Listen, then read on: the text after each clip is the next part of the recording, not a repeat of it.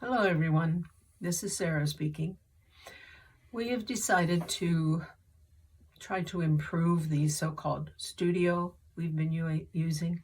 So let us know what you think of this setup and how it looks, and if it's detracting at all or if you're okay. So just let us know your thoughts in the comments below. Now today, what is today? January 10th? January 10th, 2023. Thane has been hanging around, so let's get started and see what he has to say.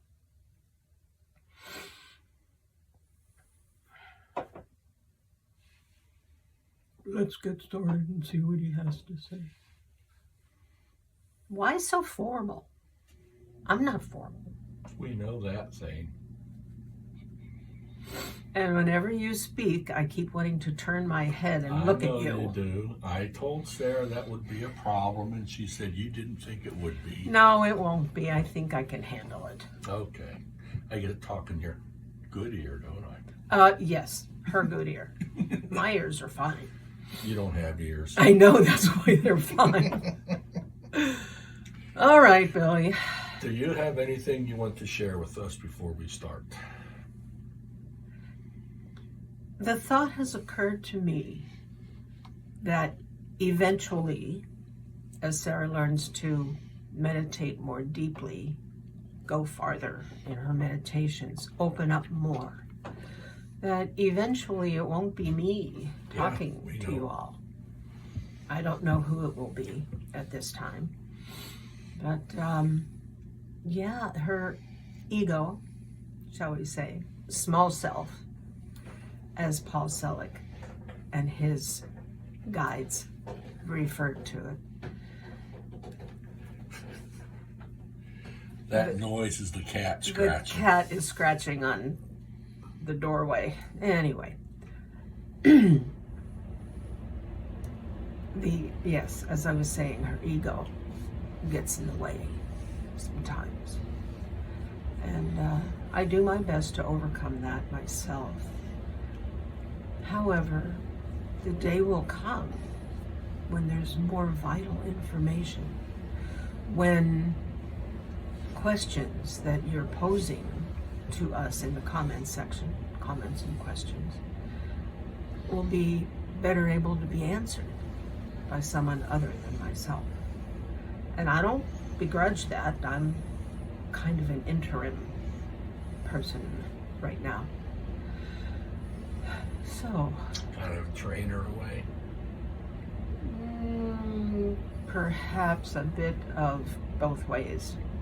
I might be training her in a little bit, and I'm getting some training by doing this. Does that make sense? Oh, that makes sense. I almost looked at you. You're going to have to put blinders on. You can look at me. I don't care. So that's probably the biggest thing at the moment that I just want to warn the viewers. And thank you, by the way, for beginning to take part in all of this by just watching and listening and thinking about what's being said. So, other than that, Billy, what other questions do you have? You laid right into the first question. Okay. What are some of the different techniques that you know of that we can use to go deeper into meditation?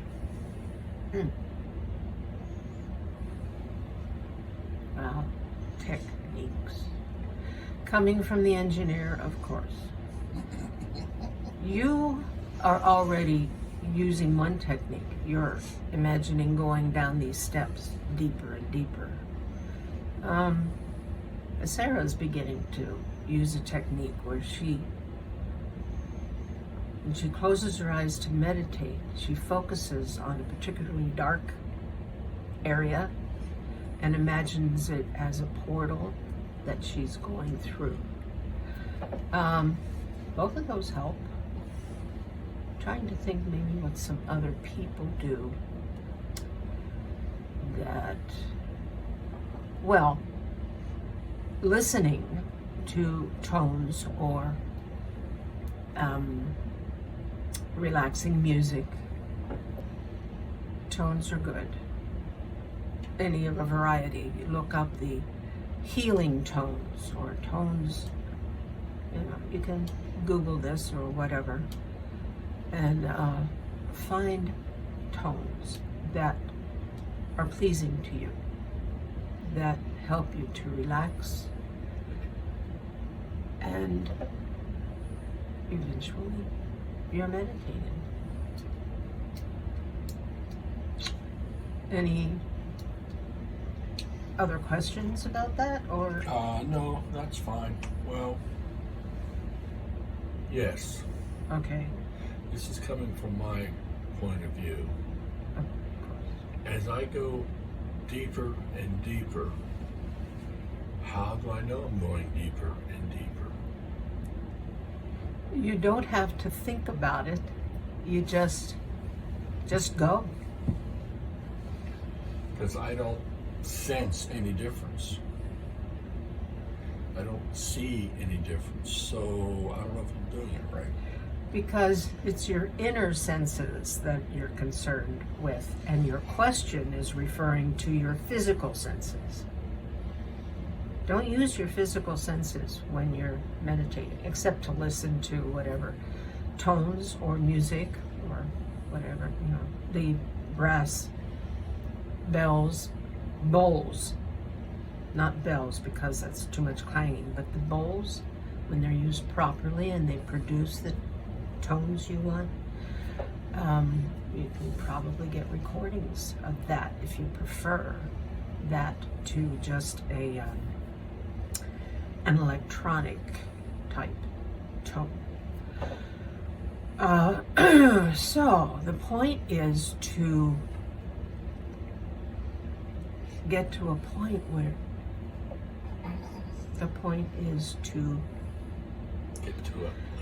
get to a place, thank you, that in which you no longer are aware of your physical senses, and your inner senses can begin to see what's necessary, to hear what's necessary, or nothing at all. Sometimes it's just being nothing is the best meditation. How does an intention request before we start to meditate make its way through the whole meditation? Once it's stated, it's there. It's not going away. Okay, that was easier than I thought it was. Yeah, you don't have to worry about it. You don't have to think about it. Once your inner senses are working, they know what the intention is. You've stated it. How do we know our inner senses are being activated? That was the other question that I forgot. Trust yourself. Trust that you're doing the best you can at any given moment. Okay. Even with meditation. So, I mean, that can go for everything. But yeah, particularly for medication. Meditation is the best medication. I love it. But yeah, when you come out of your meditation, no matter how much time you think you are under, whatever you want to call it, however you want to describe it, when you wake up, when you come back to your physical senses, there will be answers to questions in your mind. And just thank the universe, thank your spirit guides, thank your guardian angels for providing those answers during the time that you are open to getting those answers, instead of worrying about, where am I now? Am I deep enough? Where did I go? What's going on? Why don't I notice anything? Yeah. If any of you are like Bill, you'll understand what I was just referring to. Besides which, he asked. So There you go. How important are our guides during meditation? Oh, the guides are always important. They're always watching over you. You have to trust your guides as well.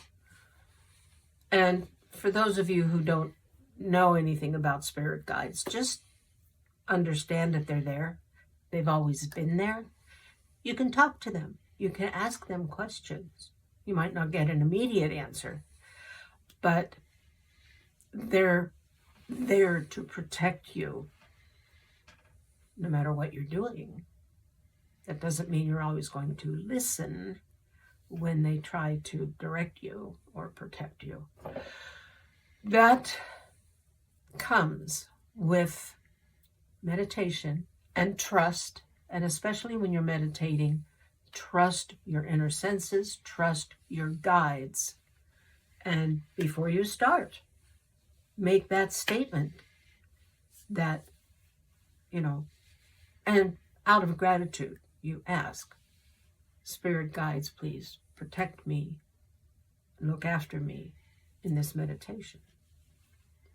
Of course, they will anyway, but, state your intentions of what you want to meditate about. They'll help with that as well. And more often than not, you'll get an answer of some sort. Just trust in the answer. Go with it.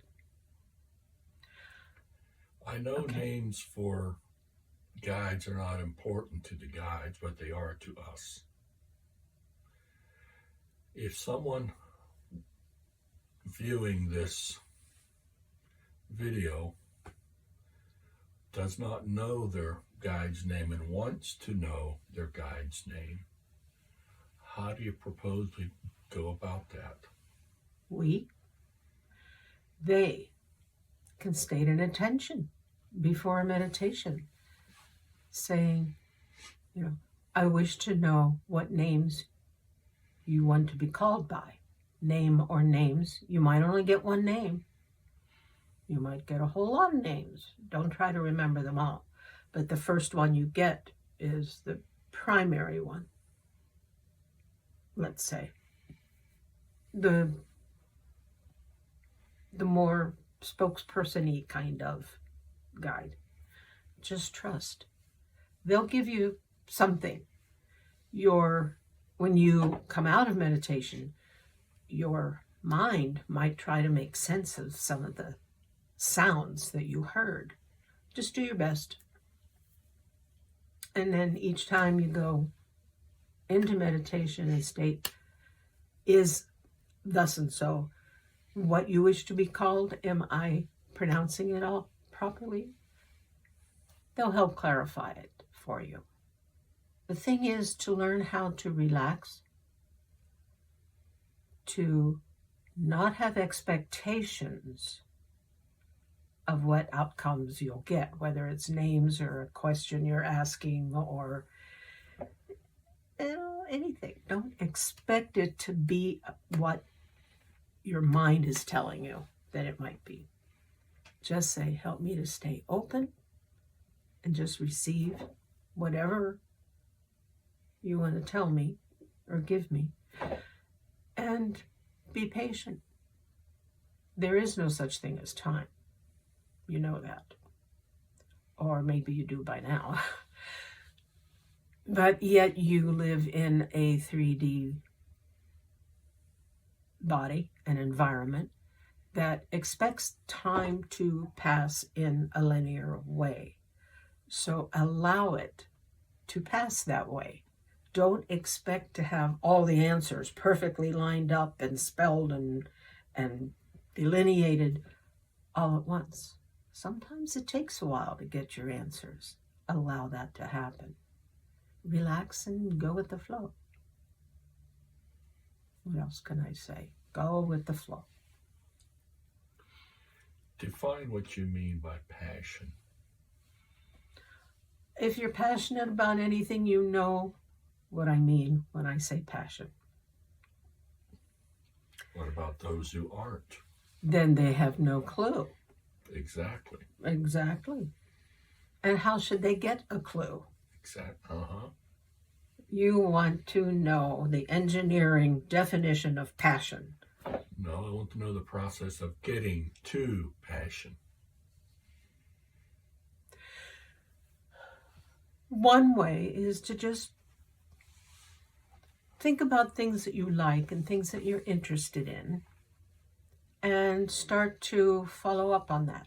If you like books, volunteer at a library. If that doesn't work for you and then you're not passionate about it, that's not it.